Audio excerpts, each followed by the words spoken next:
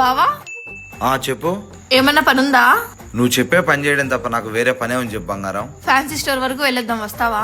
ఒక్క నిమిషం, పద వెళ్దాం. చెప్పండి, ఏం కావాలప్ప? ఈ శారీకి మంచిగా ఎంబ్రాయిడింగ్ వర్క్ చూపించండి. సరే, ఏ డిజైన్ కావాలో సెలెక్ట్ చేసుకోండి. ఇది ఎంత పడుతుంది? 1000 రూపాయలు.